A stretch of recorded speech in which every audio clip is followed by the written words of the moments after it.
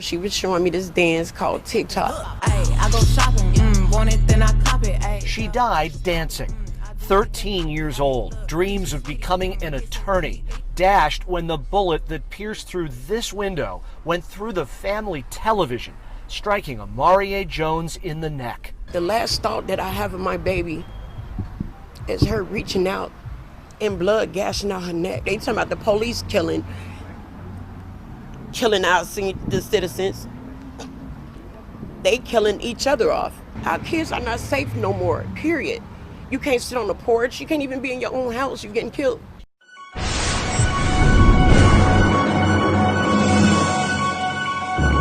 Hi, this is Eric J coming at you with street news. No, we ain't professional and neither is this story. So look, 13-year-old Amaria Jones was shot in the neck after a stray bullet came through her window. Her mom said she had just showed her a new dance that she learned on TikTok.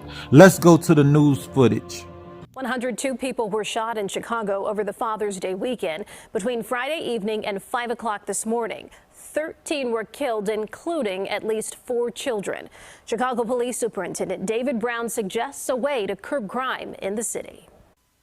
We need violent felons to stay in jail longer, and we need improvements to the home monitoring. Families of these victims have a different message than the police superintendent. She was showing me this dance called TikTok. I go shopping, want it, then I cop it. She died dancing. 13 years old, dreams of becoming an attorney, dashed when the bullet that pierced through this window went through the family television, striking Amaria Jones in the neck. The last thought that I have of my baby is her reaching out and blood gashing out her neck. LaWanda Jones says she joined a club this weekend she never wanted membership to. Don't nobody want to be a member of burying their child. It's supposed to be us, them burying us, not us burying them. The bullet went through a window where a Chicago Lives Matter sign hung and still hangs. They talking about the police killing the citizens. They killing each other off. Our kids are not safe no more, period. You can't sit on the porch. You can't even be in your own house. You're getting killed. She was the recipient of a call from the mayor this weekend and the author of a message to other parents whose children lost their lives on this deadly Father's Day weekend in Chicago. To the other parents whose kids got shot, my heart goes out to them too. Because don't nobody know what it's like until you in these shoes to lose a child. You might sympathize with us, but you ain't gonna feel the pain till it actually happened. Listen, I read in the comments yesterday under the video I posted, somebody said, why don't people in Chicago just stay in the house? Well, Amaria was in the house. Staying in the house isn't the answer. Let me tell you something. The whole Chicago isn't like this. Michael Jordan lived in Chicago for 19 years in a suburb called Highland Park. And I guarantee this ain't happening over there. The only way you dying in Highland Park is if you dying from a drug overdose, suicide, or old age. So tell me this, how can the police protect Highland Park but can't protect the children over there on the west side of Chicago? It's the same police department. Everybody dialing the same emergency number. Everybody dialing 911.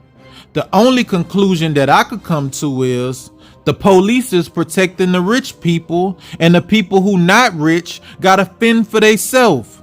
And to Amaria's mother, she's right. Nobody knows the pain of losing a child until you actually lost one.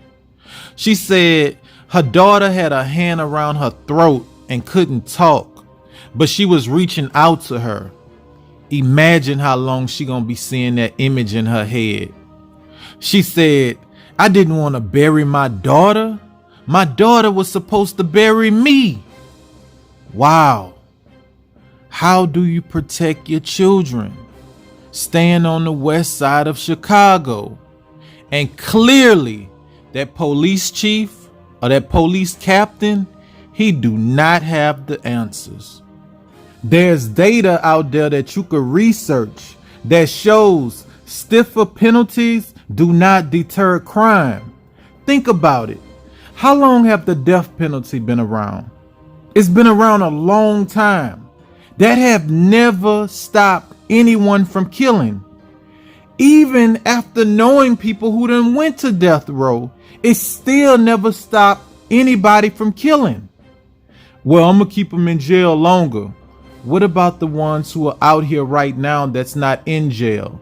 What are your plans? How do you plan to pick them up? How do you plan to arrest them?